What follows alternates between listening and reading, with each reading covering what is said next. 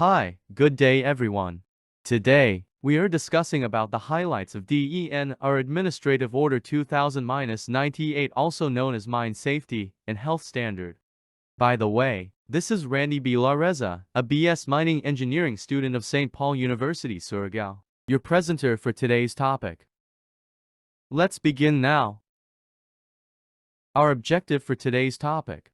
This order is promulgated for the purpose of to promote a culture of safety and health, to provide for the strict enforcement of safety and health measures, to provide for effective monitoring systems, inspections, investigations, and inquiries to improve health and safety, to establish tripartite linkages in promoting safety and health matters, to promote training and human resources development, and to comply with the international law obligations of the government relating to mine safety and health.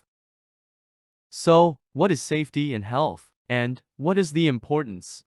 Health and safety is regulations and procedures intended to prevent accident or injury in workplaces or public environments, the health and safety at work, etc. In addition, health and safety, the importance of keeping your workplace safe. In other words, safer working environments benefit from fewer accidents, which results in fewer occupational health costs, better employee retention and satisfaction, less employee downtime, and less retraining time.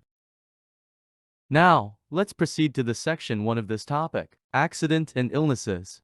In Rule Number 1, it stated that a record shall be kept of all occupational accidents and illnesses occurring in a mine in a form prescribed by the Bureau.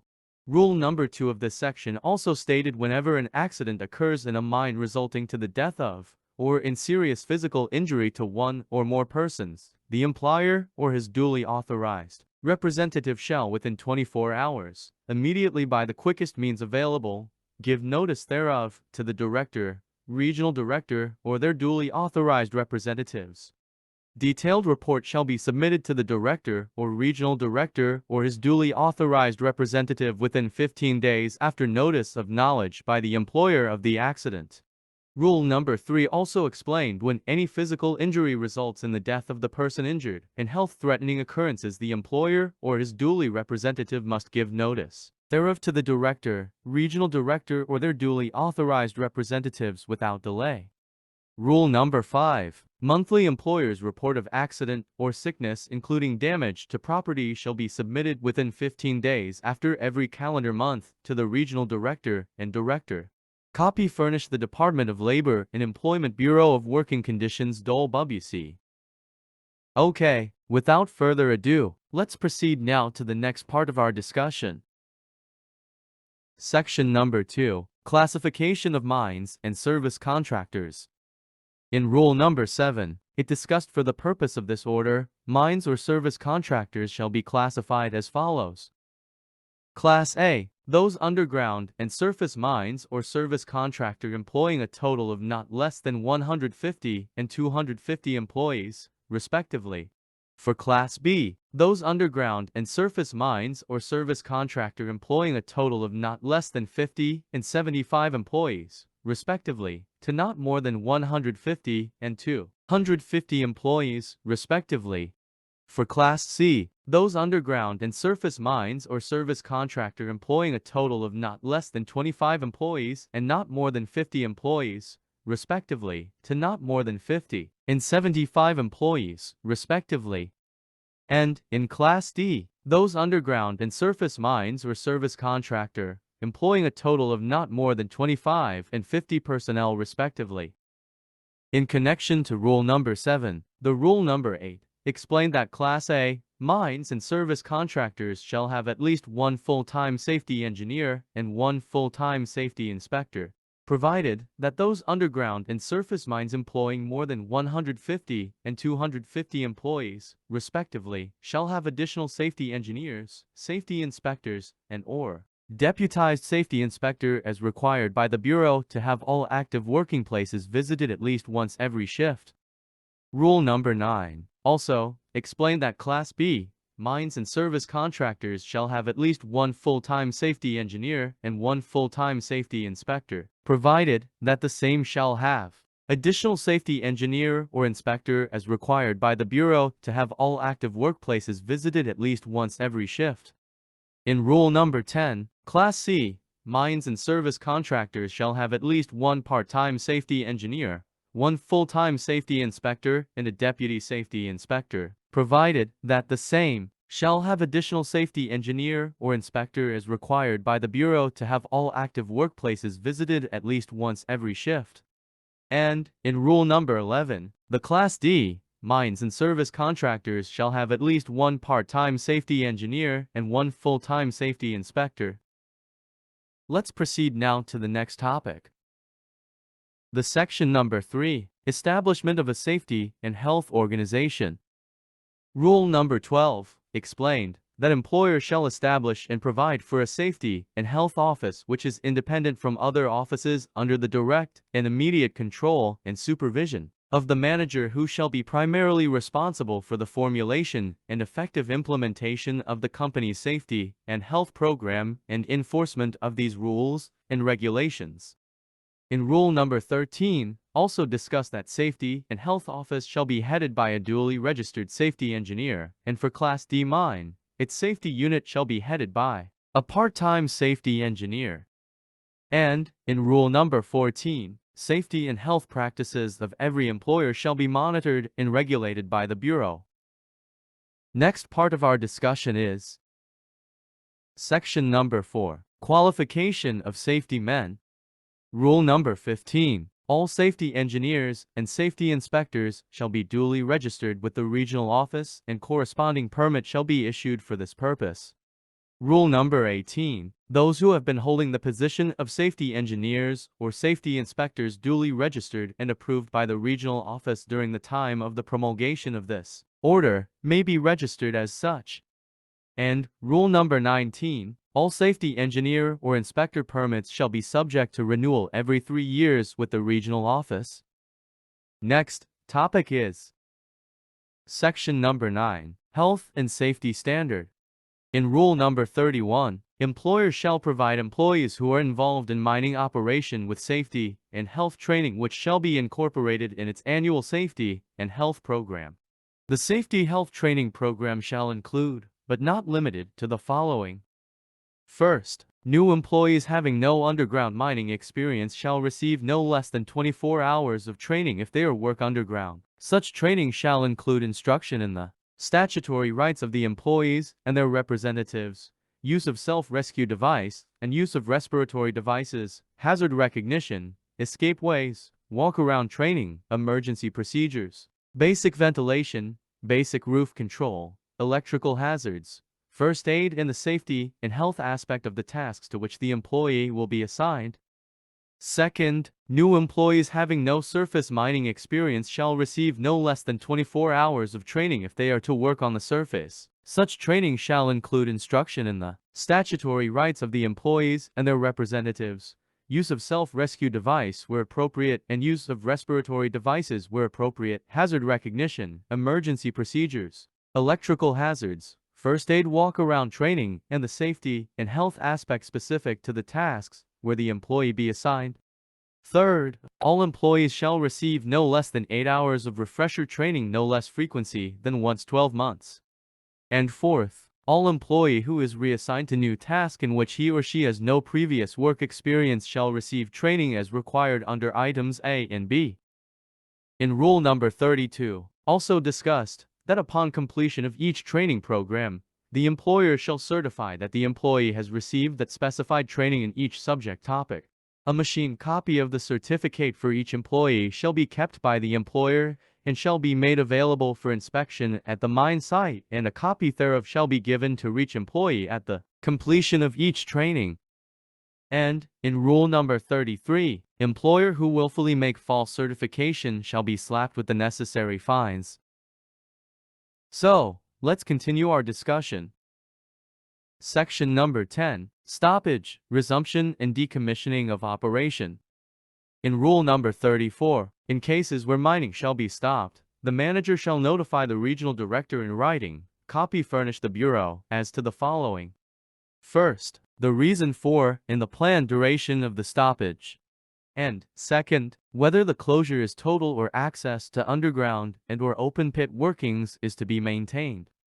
In rule number 35, also, explain that the manager shall notify the regional director, copy furnish the bureau, on the resumption of mining operation after stoppage which contains first, adequate information to demonstrate that basic mine services and emergency responses capacity have been maintained or restored. And, second, details of any substantial changes that have been made to the mine or mining operations at the mine. Next topic to be discussed is Section number 11, Exploration Operations. In Rule 37, no employee shall be permitted to work by the employer in all exploration activities unless the employee is properly oriented and provided with the necessary training to enable the employee to manage the risks associated with the hazard of exploration operations. In Rule number 38, explain that employers shall make accessible to employees in a comprehensible manner a copy of Safe Working Procedural Manual involving all aspects of exploration works. Rule number 39. Employers shall ensure that employees assigned in exploration works are provided with suitable vehicles, first aid kit and appropriate equipment, which shall also include communication and emergency equipment. And, in Rule number 40, employers shall provide adequate training of employee in safety procedures whenever a helicopter or fixed-winged aircraft is used in exploration work. So, the next part of our topic is Section number 12, Drilling. In Rule number 46, drill operators shall inspect all drilling accessories, tools, hoisting cables, hoses, derricks and platforms, and the drilling machine before the start of the drilling operation. Rule number 47, drill operators shall see to it that the chuck head, water swivel, drill rod strings, and other connections are properly tightened and cleared of materials before starting to drill. And, Rule number 48, drill operators shall give sufficient warning before starting the drill engine and commence drilling. So, let's proceed. Section number 13, General Provision in Underground Mining Rules. In Rule number 56, explained that all underground mines shall have at least two interconnected, properly maintained openings to the surface, except first, mines that have shafts, raises, or any opening in the process of being connected to the surface. Second, shafts, winzes, raises, drifts, crosscuts, tunnels, inclines, grade, slopes for prospecting and exploration but not for the extractions of mineral under such conditions and with such precautions as the Bureau may require. In Rule number 59, also, explain that an effective auxiliary lighting shall be provided in any places in the underground mine where persons have to assess ground conditions at a distance greater than the effective range of a cap lamp. And, in Rule number 61, the manager shall never allow the storage of flammable liquids or materials within 50-meter radius of any main entrance to the underground mine. And, to continue, Section number 14, Protection against water. In this section, Rule number 65, explained that no mine working or opening shall be driven or caused to be driven under rivers, sea, or any known accumulation of standing or running water on the surface with less than 25 meters of back or thickness from the true river bed, and the roof of the mine working in massive, unbroken or unfractured igneous rock nor less than 50 meters back or thickness when the roof of the mine working is broken or fractured rocks. The true depth of the river bed shall be determined at different points. Deviations from the above requirements shall be subject to the approval of the Bureau. Next of is Section number 15, Subsidence, Loose or Running Ground Support in Underground Mining Rules. In Rule number 7.2, explain that all underground employees shall be instructed to recognize signs of impending ground collapse of subsidence. In such cases, the responsible mine officials shall be notified immediately to determine the course of action to be taken. In cases of imminent collapse, alarm shall be sounded and all personnel withdrawn. And, to continue, Section number 40, General Provisions in Surface Mining Rules. Rule number 358, all other safety and health rules and regulations cited elsewhere in this order which are applicable to surface mining operations are hereby embodied. Rule number 359. The vertical height of working benches shall be kept at the maximum reach of the shovel or loader being used. And, rule number 360, the manager shall ensure that the design, layout, construction, and maintenance of any dump or stockpile shall take into account the following factors to minimize the potential instability, including the nature of material dumped, the size and weight of equipment used, the site condition including stability of the area where it is sited, the drainage condition, and the atmospheric conditions. Let's proceed now. Section number 41. Drilling operations and surface mining rules. In rule number 374, when it is necessary for both the operator and helper to leave the equipment, the machine shall be shut down. Rule number 375. In the event of a power failure in the pit, the control of the drill shall be turned to the neutral position until power is restored. Rule number 376. When drilling near the crest of the bank, the drill shall be oriented at right angle and not parallel to the bank. Rule number 377. Unauthorized persons shall not be permitted to stay on the platform while the drill is in motion. And, rule number 378. Electrical and power cable repairs shall be done by authorized electricians only. Next is section number 47. Heavy equipment operation. Rule 464. Only authorized and qualified personnel shall be allowed to operate heavy equipment. Authorized personnel shall be a holder of land transportation office driver's license. And, Rule 465. Only duly qualified and authorized persons shall be permitted to assist, operate, and maintain any machine or equipment. Equipment operators shall be made responsible for the protection of men and equipment within their scope of jurisdiction. Next is section number 48, offshore mining. All requirements, rules, and regulations as imposed by the Maritime Industry Authority or Marina and other concerned government agencies shall apply, as explained in Rule number 572. In Rule number 573, also discussed that vessels shall be equipped with lifesavers, jackets, and lifeboats to a total of at least 1.5 times the number of persons who are on the vessel.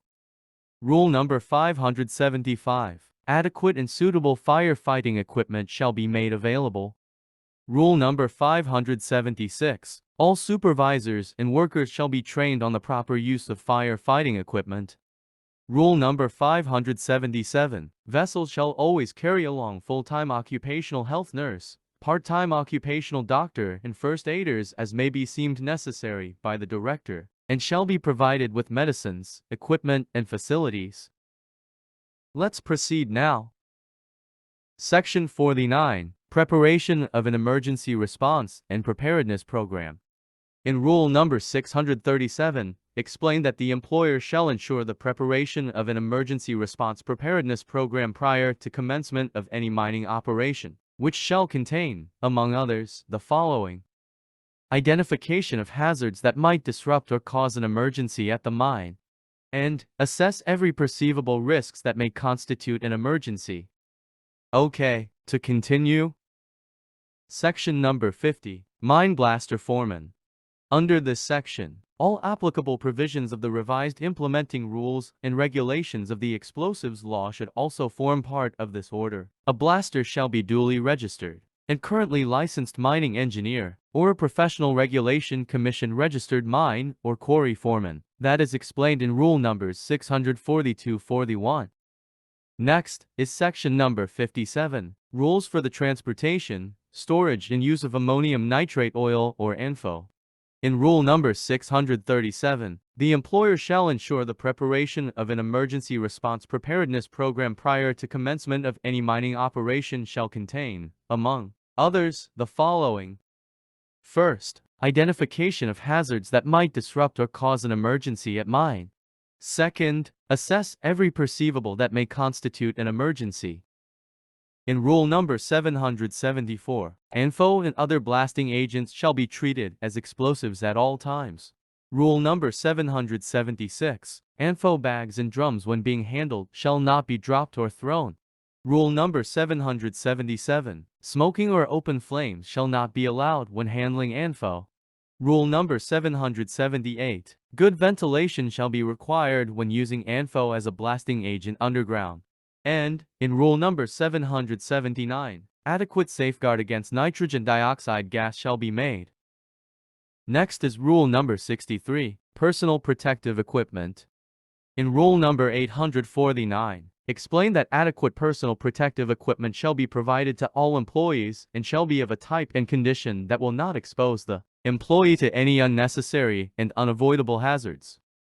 Rule number 850. Persons working in surface mining operations shall be required to wear safety non-metallic or non-conductive hard hats and safety rubber boots or safety shoes. All safety gadget example headgears and footwears and the like shall meet the requirements of the standardization test of the Bureau of Product Standards or concerned government agency.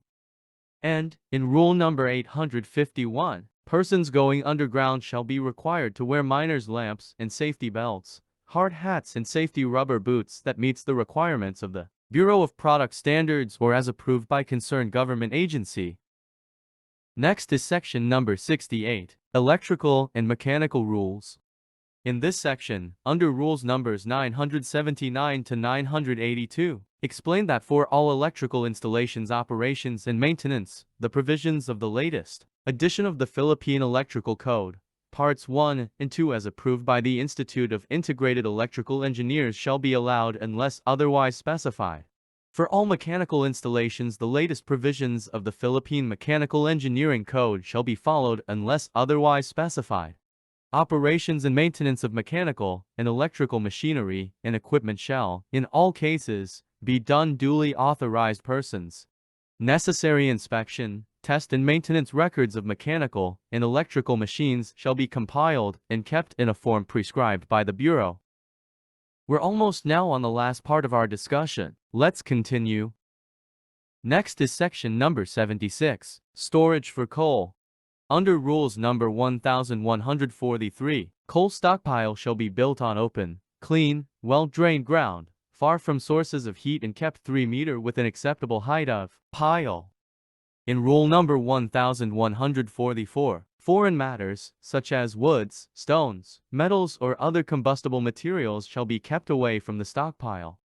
And, rule number 1145, regular monitoring of coal temperature at stockpile shall be carried out at points not more than 4 meters apart, giving special attention to the corners of the stockpile. And, lastly, the section number 88, penal provisions. Rule number 1208. Any employee who violates any of the provisions of this order or commits any unsafe act or cause condition that will endanger himself, other persons and/or company property shall, on the initiative of his employer or upon recommendation of the director or regional director, be subject to disciplinary action. In case of refusal by the employer, the director shall act on the matter accordingly. And, rule number 1209. Any employee who violates any of the provisions of this order shall be subject to corresponding penalties prescribed hereunder, pursuant to section 109 and 110 of RS 7942. And that's our presentation for today's topic. Thank you for listening.